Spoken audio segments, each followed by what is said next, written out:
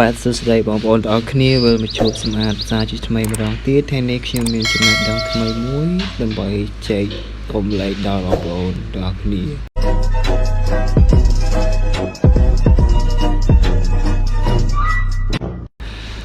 អូខេហ្នឹងហើយថ្ងៃនេះខ្ញុំមានកម្មវិធីមួយគឺ Codify app ហ្នឹងចំពោះបងប្អូនដែលលេងភ្លេងលេងហ្គីតាអីបងប្អូនអាចមើលក្នុងនេះបាន app ហ្នឹងសំខាន់វាមាន chord ឲ្យយើងមើលហើយយើងអាច search ចម្រៀងនៅក្នុងនោះបានអូខេឥឡូវយើងកុំឲ្យយូរចូលទៅអនុវត្តទាំងអស់គ្នាជាដំបូងបងប្អូនធ្វើការ down តាម App Store មក down វាសិនមកវាយពាក្យថា chord D file យើងចុចវាមកនេះមើលឃើញកន្លែងនេះយកអាមួយនេះបងប្អូនវាមានច្រើនប៉ុន្តែឲ្យបងប្អូនយកមួយនេះដោយសារខ្ញុំបាន down វាហើយបងប្អូនឥឡូវខ្ញុំចូលទៅធ្វើវាតែម្ដងអូ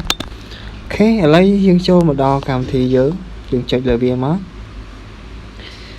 ហ្នឹងហើយជាដំបូងមុនដំបូងកន្លែងនេះវាឲ្យយើង connect ជាមួយ account Facebook ដោយសារខ្ញុំ connect ហើយបងប្អូនវាចេញមកអញ្ចឹងនៅពេលដែលបងប្អូន connect ជាមួយវាហើយវានឹងចេញម្ដងកន្លែងនេះហើយបន្តមកទៀតបងប្អូនចុចកន្លែង search នេះ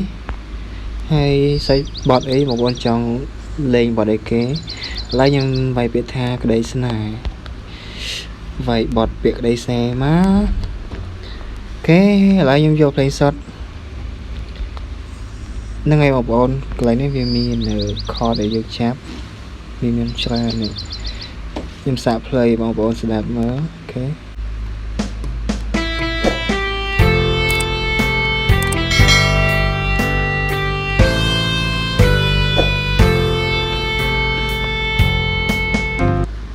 អូខេហ្នឹងហើយបងប្អូនខ្ញុំមានតែប៉ុណ្្នឹងទេ